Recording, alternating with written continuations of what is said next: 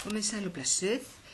Ég heiti Guðrún Valgerður Stefánsdóttir og ég er dósent á menntavísindasviði Háskóla Íslands og hef tengst mest þroskaþjálfabrautinni. Og það sem ég ætla að gera hér er að fjalla rannsókn sem er í vinnslu á vegum Rannsóknastofu í þroskaþjálfræðum. Og yfirskriftin á erindinu er Hver á að ráða, sjálfræði og fólk með þroskahömlun. Og það sem ég ætla að gera hér er að segja ykkur eða beina sjónum að þeim hópi sem að þarf mestan stuðning og aðstoð í daglegu lífi. Og það eru ýmis hugtök sem hafa verið notuð þennan hóp. Til dæmis hafa þau verið kölluð með mikla stuðningsþarfir, fólk með fjölþættar skerðingar, mikið fötluð, ofurfötluð, fjölfötluð og svo mætti lengi telja. Og það sem mig langar til þess að gera hérna í þessum fyrirlestri er að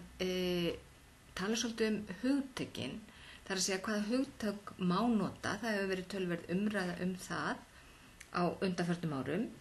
Mig langar líka svolítið að velta upp þessari spurningu hvers vegna er svona lítil umfjöllun þennan hóp, það er að segja þau sem að þurfa mesta aðstoð og stuðning í daglegu lífi. Síðan ætla ég að segja ykkur frá rannsókn sem að við höfum verið að vinna að undanförnu við Rannsóknastofu í þroskaþjálfafræðum og við höfum kallað sjálfræði og fólk með þroskahömlun. Og svo langar mig að koma aðeins inn á niðurstöðurnar, reyndar ekkert ægilega mikið núna, þetta er svona í byrjunarfasa, það er að segja með þennan hóp, þannig að ég á eftir að fjalla meira niðurstöðurnar. En mér langar samt að koma svona inn á fyrstu niðurstöður og fjalla hvernig sjálfræði birtist í lífi þeirra, það er að segja þessa hóps. Og svo svona í lokin aðeins bara velta upp þessari spurningu hver á að ráða. Og að sjálfsögðu hef ég ekki tæmandi svör við henni, en mér langar svona bara meira að koma með vangaveltur þetta. Og í fyrsta lagi þetta, hvaða hugtök höfum við notað? Og ég hef verið svolítið upptekin af þessum hugtökum og ég hef verið ein af þeim sem hef aðhylst mikið félagslegan skilning á fötlun og tengt hann við þær rannsóknir sem ég hef verið að gera. Og þar er talað að það sé samfélagið sem fatlar fólk og að það sé mikilvægt að aðeins skilja þessi hugtök skerðingu og fötlun og að fötlunin sé samfélagsleg en að skerðingin sé þetta bara það sem fólk býr við, þar að segja það er bara þessi líkamlega eða andlega skerðing. Og þetta er náttúrulega mjög mikilvægt í þessu samhengi að við skoðum, í stað þess að skoða hvað er að einstaklingnum, þá skoðum við hvernig getum við breytt umhverfinu til þess að ryðja hindrunum úr vegi fatlaðs fólks. Og ef við skoðum út frá þessi hugtök sem hafa verið notuð þann hóp sem að ég beini sjónum að hér, að þá er það í fyrsta leið, þá hefur þetta hugtak fjölfatlaðir oft verið notað og er kannski að vissu leyti ennþá, en í mínum huga er þetta meira sögulegt hugtak. Fjölfatlaðir voru hérna áður fyrir notaði bara ef að fólk var með fleiri en eina skerðingu, en oft hefur þetta hugtak verið tengt við þennan hóp sem að hefur þurft mest aðstoð í daglegu lífi. Og ég varpa hérna fram, ef að við tölum fjölfatlaða, getum við talað fjölfatlaða í þessu samhengi, þar að segja ef við tengjum við félagslegan skilning á fötlun, getum við til dæmis sagt að samfélagi sé fjölfatlað. Og það er náttúrulega augljóst að þarna er ekki verið að höfða til samfélagslegra hindrana, heldur er verið að höfða til skerðingar einstaklingsins.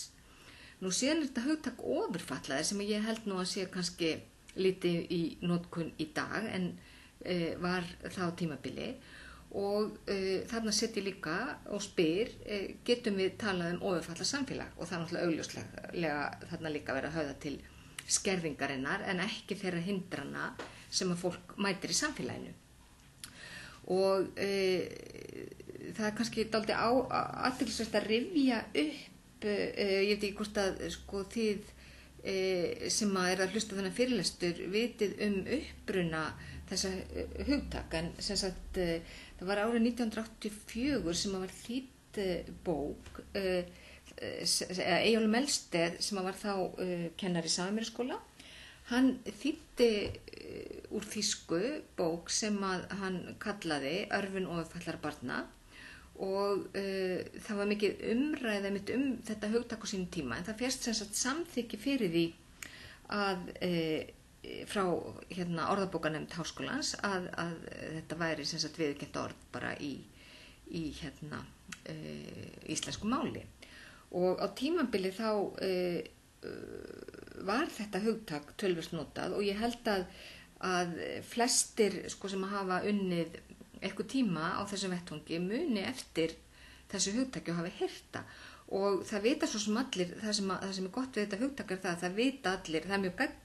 gegnsætt og það vita allir hvaða hóp verið að tala. En á hinn bóginn þá þetta afskaplega gildislaðið hugtak og ég hafði til dæmis miklar efasemdir þetta hugtak alveg frá upphafi, en ég skrifaði sem sagt meistaraprófsritgerð mína árið 1900, eða skilaði henni, kláraði hana 1997 og skoðaði þá boðskipti og hún hét fyrst boðskipti ofurfatlaðra barna. Ég hafði þá svo miklar efasemdir þetta hugtak að ég skilaði sem sagt ritgerðinni og þá hét hún boðskipti ofurfatlaðra barna. Ég dró hann tilbaka af því að ég var svo ósátt við að nota þetta hugtak og hún endaði með því að heita boðskipti mikilfatlaðra barna. Og þá kem ég aftur að þessu, á tímabili notum við líka þetta hugtak mikilfatlaðar og ég spyr, getum við sem sagt notað þessi hugtök í þessu samhengi að er samfélagi mikilfatlað? Og auðvitað má alveg segja að samfélagi sé mjög mikið fatlað vegna þess að fatlað fólk mætir mjög miklum hindrunum í samfélaginu, en hins vegar mjög augljóst að þarna verið að höfða til skerðingarinnar en ekki þess að við eigum að horfa á hindranirnar í umhverfinu eða samfélaginu. Og leið og við notum þessi hugtök þá erum við að tengja þau við þetta svokallaða gallasjónarhorn á fötlun sem hefur verið kennt við læknisfræðilega sjónarhornið. Og ég ætla svo sem ekki að fjalla neitt sérstaklega meira það, en það sem ég kannski að vekja athygli á hér hvað við höfum verið í miklum vandræðum bara með hugtök í tengslum við þennan hóp fólks. Og í framhaldi af því, sko, þá vil ég líka segja að öll þessi hugtök sem ég hef nefnt hér, þau eru mjög gildislaðin og eins og ég sagði áðan, þau höfða fyrst og fremst til skerðingar einstaklingsins en ekki það að við þurfum að ryðja hindrunum úr samfélaginu.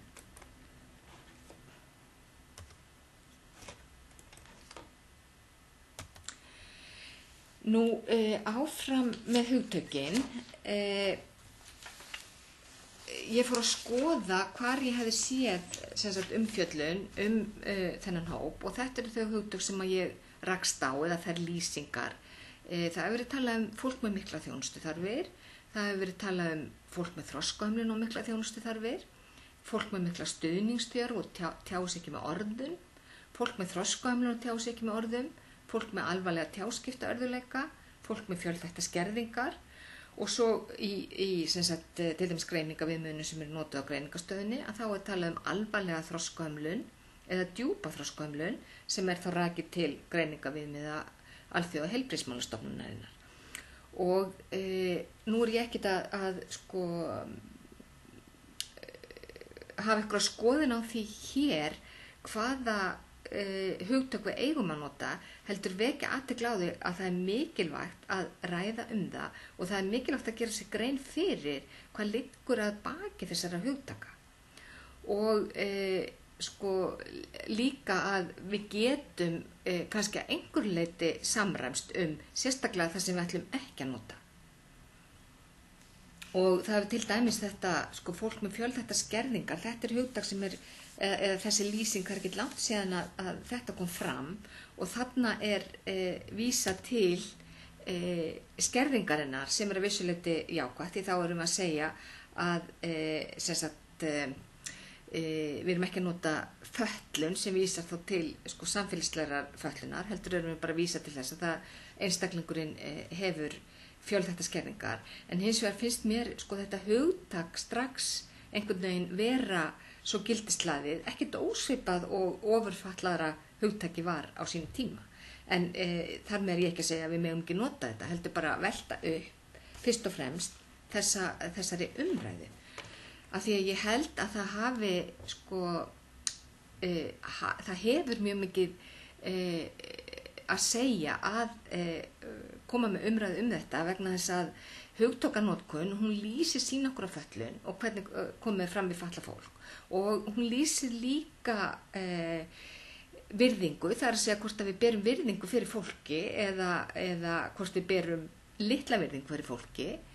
og það sem að sko, mér finnst líka svo mikilvægt í þessu samhengi og þess vegna finnst mér ástæða til þess að draga þetta fram að við vitum ekki hvað hugtök við eigum að nota og þess vegna verður engin umfjöllun. Það er að segja, ég held að það sé ein af ástæðunum og það til dæmis bara eins og ég var að lýsa áðan þó að sé orðið þetta langt síðan þegar ég var að skrifa mitt meistaraprófsverkefni að þá var strax vandræðagangur og ég var í vandræði með hvað hugtök ég ætti að nota og ég hef lítið fjallað með hann hóp síðan og eina af ástæðunum svo að ég hreinlega veit ekki hvað hugtök ég á að nota og hvernig ég á að fjalla hópin og það það sem ég að reyna að byrja að átta mig á núna og þess vegna vil ég deila því með ykkur og þeim sem eru á þessum vettvangi til þess að við getum svolítið dregið fram í dagsljósið hvernig við viljum fjalla þennan hóp og að við þöggum ekki niður þessa umræðu út af því að við vitum ekki hvernig við eigum að gera þetta. Og ég set hérna fram sem að raddir að hafa lítið reist, það hefur mjög lítið verið fjallað þennan hóp í rannsóknum, þær eru afar fáar rannsóknum sem hafa beinst að þessum hópi, bæði hér á landi og erlendis. Það eru þó til einstakar rannsóknir en það eru ekki margar. Og ég spyr þarna, er það takmarkar áhugi fræðimanna? Er talið að þau hafi lítið til málun að leggja? Eða er það vegna þess að við höfum takmarkar rannsóknaraðferðir? Og eins og ég sagði áðan, við vitum ekki hvernig við eigum að fjalla þau. Og sko þetta með takmarkuðu rannsóknaraðferðirnar, það eru sko margir þættir þar sem hægt væri að koma inn á. Til dæmis bara hvernig eigum að afla leyfis, það er að segja þegar þau get ekki svara fyrir sig sjálf, hver á þá að gera það? Líka sem sagt, eins og allavega þær rannsóknir sem ég hef verið að vinna á undanförnum árum, það er beinast að ég að fá fram raddir þessa hóps og þegar að ég er að sem sagt, skoða þennan hóp í rannsóknum, þá hlýt ég að spyrja mig ef ég ætla að fá fram þeirra raddir, hvaða raddir geta talað fyrir þeirra hönd. Þannig að þetta allt svona atriði sem að mér finnst mikilvægt að velta upp og setja í umræðuna. Það hefur líka, að því ég var nú að tala félagslegan skilning á fötlun áðan, þá hefur lítið verið fjallað þennan hóp í tengslum við félagslegan skilning á fötlun og þó þeir sem hafa gert það hafa bent á að það sé flókið vegna þess að skerðingin, hún sé svo augljós að hún yfirskyggi umhverfishindranirnar. Og ég seti svona spurningamerki við þetta þarna vegna þess að ef við förum svo að hugsa þetta í þessu samhengi að félagslegu skilningur á fötlun gerir ráð fyrir því að við hugsum fötlun þannig að hún sé samfélagsleg og þá þurfum við að fjarlægja umhverfishindranirnar og það hlýtur að vera ef við horfum á þennan hóp að það sé ekki síður mikilvægt að horfa á hverjar eru hindranirnar í umhverfinu til þess að þessi hópur eða sem sagt fólk sem að þarf mikinn stuðning og aðstoð í daglegu lífi búið við sem mest lífsgæði. Og það eru sem sagt bandarískir fræðimenn, Ferguson og Nussbaum, sem skrifuðu grein einmitt þetta 2012 og þau eru mjög ósammála þessu, það er að segja að það sé ekki hægt að fjalla þennan hóp út frá félagslegum skilningi vegna þess sem ég sagði áðan. Þau segja aftur á móti að framlag hópsins sé óskaplega dýrmætt vegna þess að það gefa okkur dýpri skilning á fötlun og dragi fram umræðuna hvernig stuðla megi að mannlegri reisn og auknum lífsgæðum. Og það sem að ég hef líka rekið mig svolítið á, að því nú hef ég kennt lengi fólki sem að læra að vera þroskaþjálfarar eða kennarar eða sérkennarar eða starfa á þessum vettvangi, að það er eins og sé svo erfitt fyrir fólk að tengja þessa umræðu við þennan hóp og að því finnist ekki til dæmis bara umræða mannréttindi, það sem tengist þessum félagslega skilningi, að það eigi ekki við þennan hóp. Og það er dálítið merkilegt vegna þess að auðvitað á þetta allt saman ekki síður við þennan hóp. Og þar sem að umhverfið, eins og ég sagði áðan, þar að segja þessar umhverfishindranir eru í lykil hlutverki, ekki skerðingin.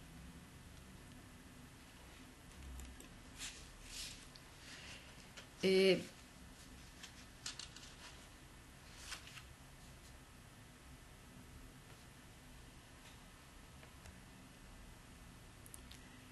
ætla aðeins að fara inn tilbaka. Mér langar að koma aðeins inn á hérna aftur, þetta með, við vitum ekki hvernig við eigum að fjalla þau. Ég ætla að segja ykkur frá einu dæmi úr rannsókninni hérna, að nú erum við til dæmis þegar við erum að tala rannsóknir í tengslum við fatlað fólk og tengjum okkur við félagslega skilning og allt það, og bara í öllum rannsóknum að þá viljum við sýna fólki virðingu. En eins og ég var að segja áðan að þá er það sem að skiptir svo miklu máli í tengslum við þennan hóp kannski ekki þessi stóru atriði í lífinu eins og að sem tengja sjálfra eins og að fara að kjósa eða eitthvað slíkt, heldur þessi litlu atriði í dagsdaglega lífinu og ekki síst í tengslum við umönnuna sem er gríðarlega stór þáttur í lífi þessa hóps. Og sem dæmi þá kom fram í niðurstöðum þessar rannsóknir sem ég er að vísa í hér og ætlar að koma betur inn á eftir, að það var semst verið að fjalla unga mann eða mannum 30 sem að var með eða þurfti mjög mikið stuðning og aðstoð í daglegu lífi, og það kom í ljós sem sagt að á heimilinu sem hann bjó sem sagt á einhvers konar sambýli, að þar var sú regla að hann var settur á klósett 3 á dag. Og það var alveg augljóst sem sagt skerðingarinnar vegna að það þjónaði einhver tilgangi að hann færi á klósettið. En þetta var einhver regla eða vani sem hafði skapast og þetta var gert samviskusamlega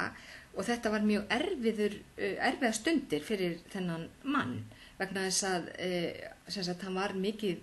líkamlega skertur og það var bara hreinlega óþægilegt fyrir hann að sitja á klósettinu. Og ástæðan fyrir því að segja ykkur þetta dæmi hér er, við vitum ekki hvernig við eigum að fjalla þau, vegna þess að þegar við vorum að ræða við sem höfum verið að vinna þessa rannsókn, hvort að við ættum að fjalla þetta, þá vorum við alls ekki sammála, af því að einnig fannst til dæmis að það veri alls ekki við hæfi að tala klósettferðir, vegna þess að þetta var eitthvað niðrandi eða gæti virka sem eitthvað niðrandi fyrir einstaklingin. Og á móti þá náttúrulega kemur þetta, ef við gerum það ekki, þá erum við að þagga niður ákveðna hluti sem skipta máli í daglegu lífi hjá þessum hópi og skipta miklu máli eins og þetta dæmi sýnir. Og já, en á móti erum við alltaf í þessari hættu að fara að sýna ákveðna vanvirðingu eða ekki nægilega virðingu og þöggum það þá niður.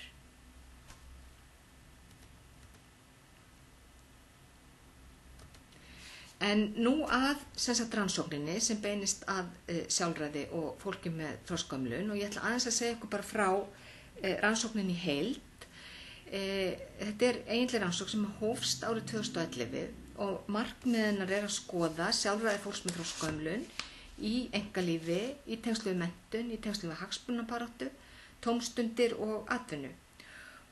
Og þáttakendur í rannsókninni, það eru fólk með þroskahömlun á aldrinum 26 til 66 ára og eins og ég sagði áðan að þá er rannsóknin unnin á vegum rannsóknarstofu í þroskahömlunarfræðum og ásamt það er ég og Kristín Björnsdóttir og Ástríður Stefánsdóttir sem erum ábyrgðarmenn fyrir rannsóknina. En það er hópur meistaranema og doktorsnema sem hefur komið að rannsókninni og við höfum fengið styrk frá Rannsóknarsjóði Háskóla Íslands og reyndar líka Rannís nýsköpunarsjóði. En þetta er bara þessi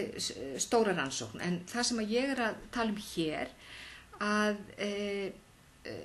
þá er ég að beina sjónum að daglegu lífi og einkalífi fólk sem þarf mikla aðstoð og getur ekki tjáð sig með orðum. Þannig nota ég þetta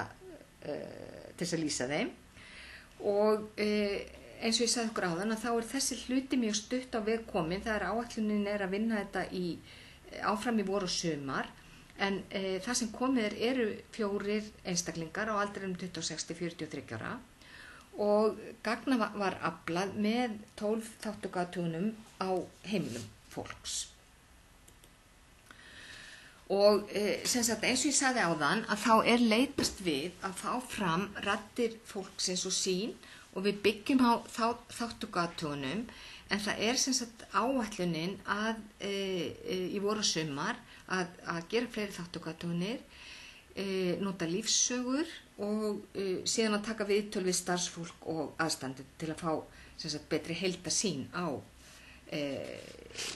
daglegt líf þessa hóps. En ég ætla að segja ykkur núna aðeins frá bakgrunninum og svo niðurstöðum rannsóknarinnar. Og við byggjum á, eins og ég sagði ykkur áðan, það er annars vegar þá byggjum við á, eða við tengjum saman þessi 2 fræðasvið, það er að segja fötlunarfræðina og siðfræðina og þaðan kemur sjálfræðið og við styðjumst við samning Sameinuðu þjóðanna um réttindi fatlaðs fólks og svo norræna tengslaskilningin sem er einn af sem hefur komið fram sem eitt af þessum sjónarhornum sem að byggja á félagslegum skilningi af fötlun og svo þessum svokölluðum kenningum aðstæðubundið sjálfræði. Og það sem er svona sameiginlegt við allt þetta að í þessu gengið út frá þeirri sýn að við lifum í nánum tengslum við annað fólk sem mótar persónuleika okkar og tækifæri í lífinu. Það er að segja að það er ekki það er ekki talað annars vegar einstaklingin og hins vegar umhverfi heldur þetta sé svona samþættar aðstæður. Það er líka lítið svo á að það sé á samábyrgð okkar allra og ábyrgð okkar hvert á öðru sem sé að skapa öllum í samfélaginu viðunandi lífsskilyrði og það er heldur ekki einblínt á einstaklingin og færni hans heldur að skoða með hvað hætti sjálfræði þróast í samskiptum við annað fólk og umhverfið. Og þetta eru svona þessir þættir sem að byggt er á í þessum fræðilega bakgrunni og ég ætla svo sem ekki að fara neitt nákvæmur út í hér heldur koma að niðurstöðunum. Og í heildarrannsókninni og reyndar líka þeim niðurstöðum sem að ég ætla að fjalla hér sem tengjast þessum hópi að þá eru þetta þeir þættir sem við höfum greint að hafi helst áhrif á sjálfræði og það eru við og starfsfólksins, það eru upplýsingar og fræðsla og þarna er ég að tala bæði sem tengjast einstaklingnum sjálfum og líka starfsfólki og það skiptir ekki síður máli þegar við komum að þessum hópi. Og svo hvernig aðstoðskipulagi í daglegu lífi er háttað, af því þetta hefur mjög mikil áhrif á hvort að fólk nær að þróa sjálfræði sitt. Og aðeins svona almennt að þennan hóp sem ég er að tala að þessir 4 einstaklingar þau bjuggu annarkvort í íbúðakjörnum eða á sambýlum og það voru yfirleitt á þar sem þau bjuggu það voru svona blandaðir hópar, það voru ekki bara fólk sem þurfti mikið stuðning í daglegu lífi, það var mjög mismunandi stuðningsþörf. Það sem kom í ljós var það að það er ófaglært starfsfólk í meiri hluta starfsfólkshópsins. Það kom fram að það fór mikill tími í umönnun enda á það ekki að koma nokkrum á óvart og starfsfólk það reyndi að gera sitt besta. Það var engin vafi sem lék á því. Það sýndi væntumþykju og hlýju í garð þeirra sem að þau voru aðstoða og það lagði metnaði að veita góða umönnun. Og þetta er ekki alveg í samræmi við nýja rannsókn sem að Guðný Jónsdóttir gerði sem var meistaraprófsrannsókn en það er að segja þetta með að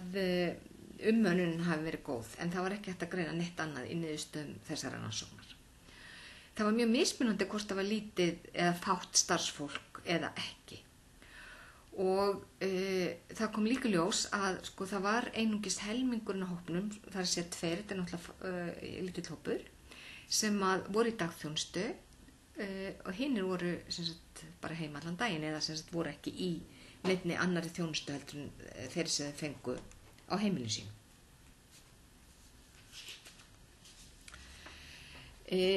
Nú í tengslum við viðhorfin, já ég komi nú að viðhorfunum og þarna er ég auðvitað að vísa í viðhorf starfsfólksins fyrst og fremst. Og allt það sem er listað upp á þessari glæru að það kom mjög skýrt fram í niðurstöðum rannsóknarinnar. Og það eru svona þessi sögulegu viðhorf sem að reyndar fleiri rannsóknir hafa sýnt að eru mjög lífsseig í þjónustu við fatlað fólk og ef til vill þá birtast þau enn skýrara og eru enn lífsseigari í viðhorfum til þessa hóp sem hér er til umfjöllunar. Ég nú reyndar að hallast meira og meira að því að þessi viðhorf séu bara ótrúlega lífsseig í þjónustu almennt. Og reyndar þegar ég var að semja þennan fyrirlestur í byrjun mars að þá kom akkurat grein í Fréttablaðinu það sem var viðtal við Emblu Ágústsdóttur sem hefur mikið verið að berjast fyrir auknum réttindum fatlaðs fólks hér á Íslandi eins og örugglega flestir þekkja og hún talaði öll þessi viðhorf sem hér koma fram að þau birtist mjög skýrt enn þann dag í dag að hennar mati bara almennt í þjónustu við fatlað fólk og hún var að lýsa því í viðhorfum í þeim viðhorfum sem hún hefði upplifað gagnvart henni sem að þannig að það svona einhvern veginn styrkti þessa niðurstöður hér enn frekar. Og ég held að eins og ég segi þau séu alveg ótrúlega lífseig og þar er náttúrulega forræðishyggjan númer 1, 2 og 3 og ef við veltum fyrir okkur þessari forræðishyggju sem er svo ofboðslega einhvern veginn föst í held ég bara okkur öllum, það er að segja þetta með að vita hvað er öðrum fyrir bestu og það er einhvern veginn svo erfitt að breyta þessu virðist vera og ég tala nú ekki þegar við erum að ræða þennan hóp hér og þannig er til dæmis þessi sýn að það er annarkvort horft á fatlað fólk sem hetjur eða fórnarlömb og þar getum við nú aldeilis horft til þessa hóp sem við erum að ræðum hér vegna þess að ég held að þau hafi enn frekar verið sett í þessi spor og ekki síður aðstandendurnir og leið erum við að viðhalda þessu harmleikjar sjónarhorni sem hefur verið svo ríkt í allri umönnun og meðan að við náttúrulega gerum það að þá erum við að líta, þá felast viðhorfin í sem sagt að við erum að kalla fram samúð og vorkunnsemi. Við erum að viðhalda þessari hugmynd að fatlað fólk og kannski sérstaklega fólk með þroskahömlun að líta á þau sem börn að eilífu. Og þarna kemur líka þessi virðing fyrir aldri og einkalífi og þetta held ég sérstaklega mikilvægt þegar við erum að fjalla þennan hóp. Og það kom til dæmis fram í niðurstöðu rannsóknarinnar að það vantaði mikið upp á þessa þætti og að þjónustan var öll mjög stofnanamiðuð því miður. Og það var til dæmis mjög sjaldan sem var bankað þegar starfsfólk kom inn til fólksins. Mjög oft voru klósett opin þrátt fyrir að fólk væri á klósettinu og jafnvel þó að það væri til dæmis í baði. Og það var líka mjög algengt að það væri talað þau í viðurvist þeirra. Og þetta eitthvað sem að maður hefði haldið að væri ekki til staðar í dag, þar sem að hugmyndafræðin hefur náttúrulega breyst gífurlega mikið. En því miður að það kom þetta allt fram. Og eins og ég nefndi dæmið áðan með manninn sem var látið fara á klósettið 3 ára dag bara því það hafði alltaf verið svona. Já. Nú, upplýsingar og fræðsla að eins og ég kom inn á áðan að þá skorti mikið á þekkingu hjá starfsfólki. Það var náttúrulega mikið að ófaglærðu starfsfólki en það virtist vera að það skorti þekkingu á réttindum fatlaðs fólks eins og til dæmis bara samningi Sameinuðu þjóðanna og svona nútímalegri hugmyndafræði í málaflokkum fatlaðs fólks. Og til dæmis bara, það talaði í Sameinuðu þjóðanna, það sérstaklega talað tjáskipti, að það auðvelda fötluðu fólki að nota mismunandi tjáskiptaleiðir og í því skyni að tryggja þessi réttindi skuli stuðla að viðeigandi þjálfun starfsmanna. Það virtist skorta mikið á þetta. Og sem dæmi má nefna ungan mann sem tjáði sig með því að gefa frá sér sterk hljóð þegar hann vildi athygli. Oft var hún ekki svarað þegar hann gaf frá sér þessi hljóð og þegar það var spurt hvers vegna svo væri að þá var skýringi sú að hann þyrfti að læra að það var ekki alltaf hægt að hlaupa til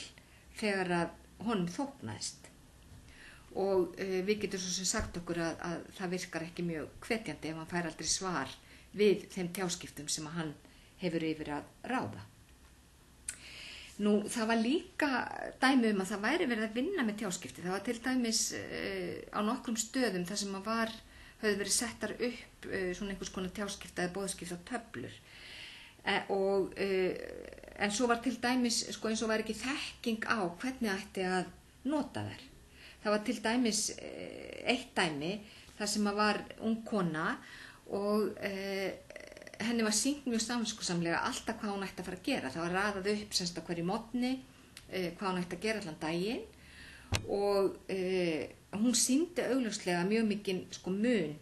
eftir myndunum hvað henni þótti skemmtilegt að gera. Til dæmis ef hún sá úlpuna þá brosti hún og sýndi alveg vilja til þess að hana langaði til þess að fara út og svo framvegis. En í stað þess að nota þessa boðskipta eða tjáskiptatöflu til tjáskipta að þá var þetta meira nota svona til þess að tryggja öryggi og þau vissu hvað þau ætti að fara að gera. Þau voru til dæmis sjaldnast fenguðu tækifæri til að velja á milli tveggja atburða eða eitthvað slíkt. Og það náttúrulega bara bendir til þess að það skortir þekkingu á þessum tjáskipta leiðum og hvernig hægt sé að nota þær.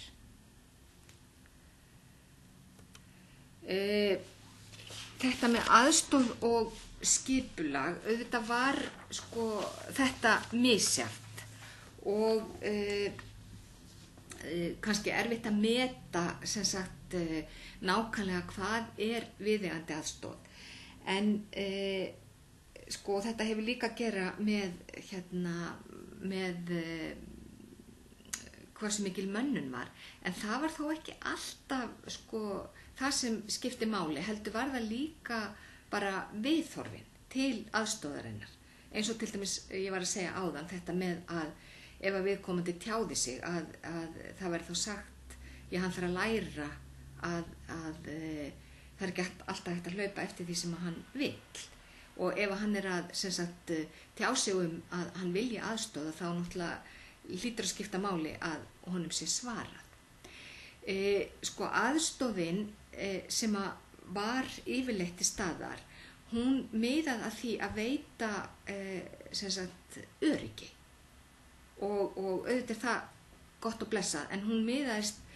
ekki mikið að því að sem sagt einstaklingurinn fengi að ráða sjálfur. Það var meira að það væri skipulagt út frá heild, og sem dæmi má nefna til dæmis sko helgar, þá er mjög algengt að þessi farið á kaffihús, og þá er það kannski sko ræður það því hvert er farið, að það eru kannski 2 starfsmenn, en það eru 4 eða 5 einstaklingar sem að hafa mismunandi þarfir, og það virðist vera að þeir sem að geta síst hjá sig og að þeir sem að þurfa mesta aðstoðina, þeir ráða minnstu. Og til dæmis eitt dæmi þar sem að var farið á kaffihús með allan hópinn, og þar á meðal mannesku sem þurfti mjög mikið stuðning og notaði sondu. Og það getur vel verið að kaffihúsaferðin hafi verið félagsleg í þessu samhengi, en maður getur alveg ímyndað sér að manneska sem að nota sondu hafi ekkert sérstaklega mikil ánægja því að fara og fá sér rjómatertu eða eitthvað slíkt. Þannig að svona hlutir sko sem að svona þessi litlu hluti sem að gætu sko haft það gert það verkum að þau gætu valið, að þá eru svona ytri aðstæður vegna þess að skipulagið miðar alltaf út frá heildinni sem kom í veg fyrir að það sé hægt. Ekki alltaf, en stundum. Ég set þarna ferðaþjónustuna, og þetta var eitthvað sem kom mjög skýrt fram, eins og við vitum, það hefur verið mikil umræðum ferðaþjónustuna, og af því ég nefndi öryggið, að þá komu fram 2 dæmi bara hérna hjá þessum 4 einstaklingum að fólk hafði sem sagt hreinlega lent í þannig aðstæðum í ferðaþjónustu bílum að annað tilviki var þannig að það var ungur maður sem að stóllinn var ekki nægilega vel bundinn, þannig að hann datt og fótbrotnaði í bílnum. Þannig að ferðaþjónustan sko, hún var þannig að hún tryggði ekki einu sinni sko þetta öryggi, og þetta kemur manna óvart sko, við erum komin semst í dag að þetta sé svona. Nú að lokum, ég hef svona kannski svolítið farið úr einu í annað, en þetta er líka meira svona til að vekja okkur til umhugsunar þennan hóp, og ég ætla bara að enda á þessu sem sagt hver á að ráða, og ég veit að, og eins og ég sagði líka áðan, að ég ætla ekki að svara því þetta er mjög flókið og það þurfa margir að koma að. En sjálfræði er stórt hugtak, en þegar að kemur að þeim hópi sem að hér á hlut, þá þurfum við að vera meðvitað þessa litlu hluti í daglega lífinu og gefa þeim vægi, og ekki síst vera næmir á tjáskipti hvers og eins, þannig geta þau ráðið. Og ég veit að þetta er ekkit einhver nýr sannleikur, enda er ég ekki að reyna að draga hann fram, heldur meira að benda á, við þurfum að vera meðvituð þessa hluti, samanber dæmin hérna áðan. Og auðvitað eru sko foreldrar og starfsfólk í lykilhlutverki og geta haft áhrif á að sjálfræði í lífi fólksins sé virt. Og ég ætla semst bara að enda þessu og þakka fyrir. Það var nú Guðrún Hallgríms sem að bað mig að senda hennar fyrirlestur, og ég bara þakka fyrir það og er mjög ánægð ef að einhverjir sýna þessu áhuga og vona að það verði einhver umræða þetta.